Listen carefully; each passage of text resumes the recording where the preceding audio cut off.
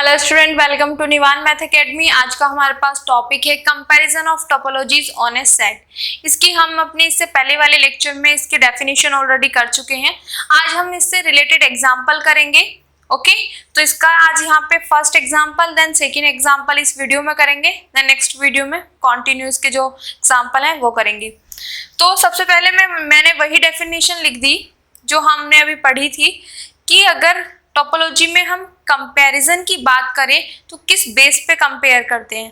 तो अगर कोई भी दो टोपोलॉजी कंपैरेबल होंगी if and only if either this and this, या तो मेरे पास टाउ 1 टाउ 2 के अंदर कंटेन हो जाए या टाउ 2 टाउ 1 में कंटेन हो जाए। अगर दोनों में से कोई भी एक पॉसिबिलिटी मेरे पास आ गई तो मैं उस दोनों टोपोलॉजी को कंपैरेबल बोल दूंगी। इसी रिजल्ट का यूज करके हम सारे के सारे एग्जाम्पल करेंगे। क्लियर?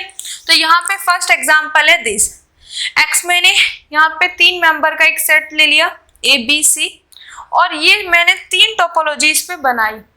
अब इन्हें जो टोपोलॉजी मैंने यहाँ पे बनाई है इनको चेक करके देखना क्या ये टोपोलॉजी है कि नहीं है, क्योंकि मैंने अपने फर्स्ट लेक्चर में ये टोपोलॉजी आपको बनाना सिखाया था। क्लियर?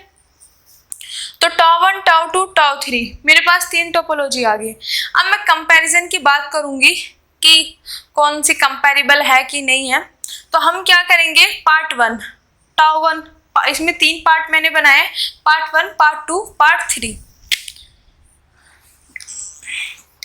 क्लियर? तो सबसे पहले हम टाउ 1 के साथ टाउ 2 को लेंगे, फिर टाउ 1 का टाउ 3 के साथ करेंगे, फिर टाउ 2 का टाउ 3 के साथ। 3 पार्ट में हम, क्योंकि कंपैरिजन 2 पर्सन के बीच में होती है, सिमिलरली 2 टोपोलॉजी के बीच में हम कंपैरिजन करेंगे। तो जब मैं टाउ 1 और टाउ 2 को लेती हूँ तो मैंने दोनों को देखा, टाउ 1 और टाउ 2 को। तो मेरा मेन टारगेट क्या होता है कि या तो टाउ 1 टाउ 2 के अंदर चला जाए या टाउ 2 टाउ 1 के अंदर। तो मैं देखूंगी क्या, और इसका मीनिंग मैंने क्या बताया था कि अगर टाउ 1 टाउ 2 के अंदर है तो every member of tau 1 is the member of tau 2, कि जितने जितने मेंबर हैं हमारे पास टाउ 1 के अंदर वो सभी के सभी टाउ 2 के भी मेंबर हो। तो यहाँ पर हम चेक करेंगे मेंबर को। तो मेरे पास टाउ 1 के मेंबर हैं ये, तो मैं देखूंगी क्या इसके सभी मेंबर टाउ 2 में है कि नहीं है। ओके, अगर वो पॉसिबिलिटी नहीं हुई फिर मैं चेक करूंगी टाउ 2 के टाउ 1 में। अगर दोनों में से कोई सी नहीं हुई तो नॉन कंपैरेबल। इतना क्लियर समझ आ गया क्या करना है? अब देखो, टाउ 1 के मेंबर पे गई एम्प्टी, टाउ 1 और टाउ 2 की बात चल रही, एम्प्टी यहाँ पे भी है यहाँ पे। तो टाउ 1 का एक मेंबर तो टाउ 2 में आ गया, सेकंड दिस ये भी दिखाई दे रहा, थर्ड दिस। तो यहाँ से टाउ 1 के सभी मेंबर टाउ 2 में प्रेजेंट है, बट टाउ 2 के टाउ 1 में नहीं है। ये चीज़ ध्यान रखना, क्योंकि ये वाला पोर्शन और ये इसमें नहीं है टाउ 1 में, तो टाउ 2 टाउ 1 में कंटेन नहीं होगा। ये वाली पॉसिबिलिटी नहीं है यहाँ पे पॉसिबिलिटी आई है ये। कैसे? इसके अंदर ये भी है और ये भी है, तो मैं यहाँ से लिख सकती हूँ टाउ 1 कंटेन होना टाउ 2 में। क्लियर? और मुझे तो कंपैरेबल दिखाने के लिए कोई एक भी कंडीशन आ जाए, मुझे दोनों की जरूरत नहीं है, सिर्फ एक, कोई सी भी एक आ जाए। तो मेरे पास ये वाला तो इसके अंदर कंटेन नहीं हो रहा, ये वाली तो है नहीं, बट ये आ गई। और जैसे ही ये आई तो मैंने बोल दिया tau 1 and tau 2 are comparable. और यहाँ से हमें पता चल गया कि टाउ 1 टाउ 2 के अंदर कंटेन हो रहा, तो ये क्या मेरे पास स्मॉलर है और ये क्या है मेरे पास लार्जर है, स्मॉलर है लार्जर है। इतना क्लियर? ओके, नाउ अब मैंने किया टाउ 1 को ही लेके चल रहे हैं टाउ 3 के साथ कंपैरिजन। ठीक है, तो वही मैं मेंबर चेक करूंगी। यहाँ पे एम्प्टी है, यहाँ पे एक्स भी है, पर यहाँ पे बी नहीं है, वो सॉरी ए नहीं है। टाउ 1 में जो ए है वो टाउ 3 में प्रेजेंट नहीं है, तो यहाँ से हमारे पास हो गया कि this is not contain this, कि टाउ 1 टाउ 3 के अंदर कंटेन नहीं हो रही है। क्यों? इसलिए कंटेन नहीं हो रही है कि जो टाउ 1 का मेंबर ए है, ये सिंगलटन ए जो है वो टाउ 3 में प्रेजेंट नहीं है। क्लियर। अब मैं क्या चेक करूंगी, ये वाली पॉसिबिलिटी तो हट गई। अब मैं चेक करूंगी क्या ये इसमें है, वो भी तो चेक करेंगे। फिर मैंने ये देखा एम्प्टी है, ये भी है, बी यहाँ पे है बट यहाँ पे नहीं है, तो टाउ 3 भी टाउ 1 में कंटेन नहीं होगी। क्यों? क्योंकि यहाँ पे जो सिंगलटन बी है वो टाउ 1 में नहीं है। तो हमें दोनों टोपोलॉजी में एक एक मेंबर ऐसा मिल गया जो उसमें नहीं है, जो उसमें नहीं है। तो इसका मतलब मेरे पास जो ये दोनों पॉसिबिलिटी होती है, दोनों में से एक भी नहीं है। अगर एक भी हो जाती तो कंपेरेबल हो जाता, दोनों में से एक भी नहीं है, तो ये दोनों टोपोलॉजी क्या होगी मेरे पास, नॉन कंपेरेबल, कि ये दोनों को कंपेयर नहीं कर सकते। क्लियर हो गया। अब पार्ट थर्ड, अब टाउ 1 की तो मेरे साथ इसके साथ भी होगी, इसके साथ। अब मैं टाउ 2 को करूंगी टाउ 3 के साथ। क्लियर। तो टाउ 2 और टाउ 3 में देखेंगे। पहले मैं देखूंगी क्या टाउ 2 के सभी मेंबर टाउ 3 में है। देखते हैं, एम्प्टी है, ए नहीं है, ये भी नहीं है। अब ये दो चीज है मेरे पास, ये दोनों इसमें नहीं है टाउ 3 में। तो यहां से मेरे पास आ गया कि टाउ 2 टाउ 3 में कंटेन नहीं है। तो ये वाली पॉसिबिलिटी तो मेरे पास कैंसिल है। अब फिर जब एक कैंसिल हुई तो मैं दूसरी भी तो चेक करूंगी, तभी तो ऑन द बेस दोनों रिजल्ट देखूंगी ना। क्योंकि अगर एक रिजल्ट मेरे पास जैसे यहाँ पे था, ये ट्रू हो गया कि एक दूसरे में कंटेन कर रहा है, पहला दूसरे में कंटेन कर रहा, तो मैं सीधा बोलूँगी कंपेरेबल, क्योंकि कंपेरेबल के लिए कोई एक हो जाए। पर जब नॉन कंपेरेबल की बात आएगी तो दोनों को चेक करना पड़ेगा, कहीं एक दूसरी तो ना कंटेन हो जाए। तो टाउ 2 टाउ 3 में तो जाएगा नहीं। क्यों? क्योंकि ये दोनों मेंबर इसमें नहीं है। क्लियर। अब मैं चेक करूंगी क्या टाउ 3 टाउ 2 के अंदर है।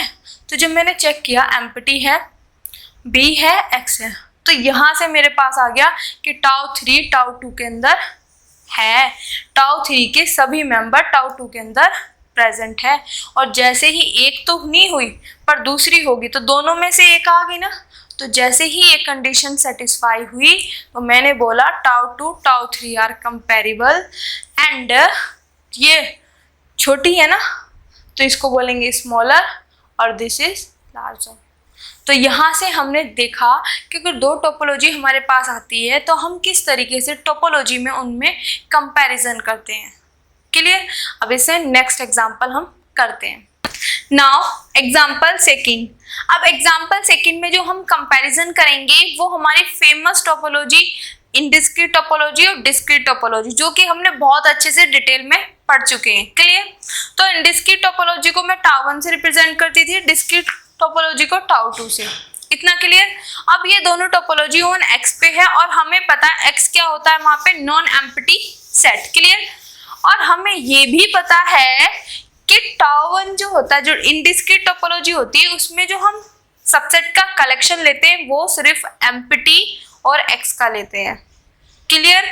और जो डिस्क्रीट टोपोलॉजी होती है उसमें जो कलेक्शन उठाते हैं एक्स के जितने भी सबसेट हैं सभी का कलेक्शन लेते हैं। The set of all subset of x, x के जितने भी सबसेट आएंगे सभी को हम उसमें ले लेंगे।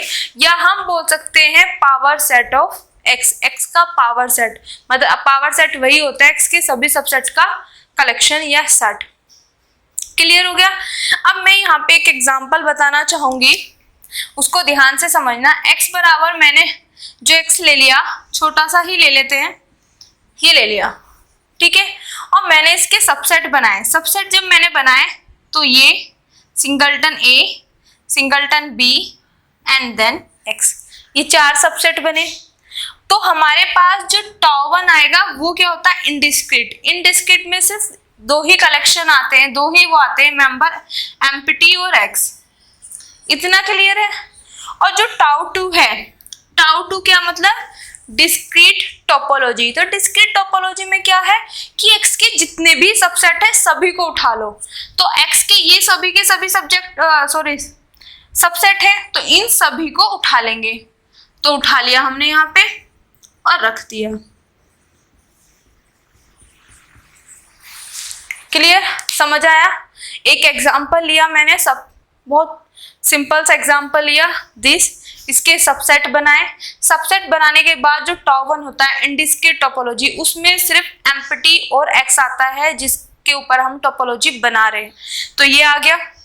टाउ 2 में क्या होता है कि उसके जितने भी सबसेट हैं सभी को उठाओ और ले लो। कर लिया बेटा।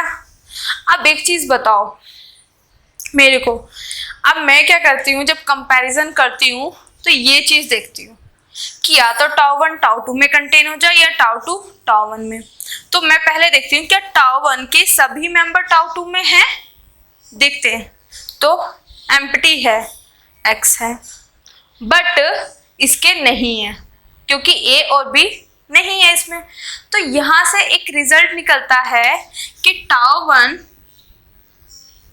कंटेन टाउ 2, और ये ऑलवेज होगा हर एक सेट के लिए। आप दुनिया का कोई भी सेट उठाओ, उसके सबसेट बनाओ, देन इनडिस्क्रीट टोपोलॉजी लो और डिस्क्रीट टोपोलॉजी लो, तो हमेशा इनडिस्क्रीट टोपोलॉजी डिस्क्रीट टोपोलॉजी के अंदर होगा। क्यों? क्योंकि जब आप सबसेट बनाओगे तो उसमें हमेशा एम्प्टी और x प्रेजेंट होता है, और जो टाउ 2 डिस्क्रीट टोपोलॉजी में कलेक्शन आता है उसके सभी के सभी सबसेट आते हैं। इसमें और भी प्रेजेंट होंगे बट एम्प्टी और x ऑलवेज प्रेजेंट होगा। तो वही चीज हमने लिखा है यहाँ पे कि टाउ 1 तो ये हो गया, टाउ 2 मेरे पास x के जितने भी सबसेट है उनका एक सेट बना दिया दिस, ठीक है। तो देयरफॉर एम्प्टी और x are also member of tau 2। Empty और x ये दोनों भी मेंबर हैं आर टाउ 2 के मेंबर्स हैं, ठीक है। क्लियर, समझ आ गया। तो इसका मतलब कि टाउ 1 कंटेन हो गया टाउ 2 में। अब दुनिया का कोई भी एग्जांपल लेना और हमेशा आप यही देखोगे कि टाउ 1 जो इनडिस्क्रीट टोपोलॉजी है वो डिस्क्रीट टोपोलॉजी के अंदर एंट्री कर जाएगी, क्योंकि डिस्क्रीट टोपोलॉजी जो है जितने भी सेट हैं सबका कलेक्शन है, और सेट में जब सबसेट बनाते हैं तो उसमें एम्प्टी और x ऑलवेज प्रेजेंट होते हैं। तो इनडिस्क्रीट में तो सिर्फ एम्प्टी और x है, बट उसमें एम्प्टी और x भी हैं, तो टाउ 1 टाउ 2 में ऑलवेज कंटेन होगा। क्लियर बेटा, एग्जाम्पल से समझ आ गया। और ये भी आप ऑलवेज प्रेजेंट होगा, ठीक है। बट टाउ 2 टाउ 1 में नहीं होगा। क्यों? क्योंकि यहाँ पे सबसेट बहुत सारे हो सकते हैं। अगर आप 3 मेंबर्स का लोगे तो बहुत सारे सबसेट आएंगे यहाँ पे और सभी का कलेक्शन लेंगे, सब इसमें प्रेजेंट नहीं होंगे, बट ये दोनों तो हमेशा इसमें प्रेजेंट होंगे। तो क्लियर। तो जो हमारे पास डिस्क्रीट और इनडिस्क्रीट टोपोलॉजी आ गई यहाँ पे, तो हमने ये वाली कंडीशन सेटिस्फाई कर दी, तो दोनों में से एक भी हो गई तो वो कंपेरेबल हो गई। तो यहाँ से हम लिख सकते हैं टाउ 1 और tau 2 are comparable, means discrete topology और डिस्क्रीट टोपोलॉजी आर कंपेरेबल। और यहाँ पे जो ये होगा इसको क्या बोलते हैं, वीकर बोलते हैं या स्मॉलर बोलते हैं। तो इनडिस्क्रीट टोपोलॉजी हमारे पास वीकर होगी और discrete topology are is stronger. Clear. तो समझने की कोशिश करो। हमारे पास ना क्वेश्चन ऐसा आ जाता है कि डिस्क्रीट और इनडिस्क्रीट में वीकर कौन है, स्ट्रोंगर कौन है। तो हमें पता है कि इनडिस्क्रीट में एम्प्टी और x होते हैं, वो हमेशा उसके टाउ 2 के अंदर जाएंगे, डिस्क्रीट के अंदर हमेशा जाएंगे। तो इनडिस्क्रीट टोपोलॉजी वीकर होती है, स्मॉलर होती है, और डिस्क्रीट टोपोलॉजी हमारे पास क्या है, स्ट्रोंगर होती है और लार्जर होती है, देन फाइनर और यहाँ पे कॉसर। क्लियर, समझ आ गया। Weaker, smaller, coarser, stronger, finer and larger, आप कुछ भी बोल सकते हो। आई होप आज का लेक्चर आपको अच्छे से समझ आया होगा। अगर आपको मेरी वीडियोस, मेरे लेक्चर्स पसंद आ रहे हैं तो please like, subscribe my channel और उन बच्चों तक जरूर पहुंचाएं जिनको उनकी नीड है। Thank you so much.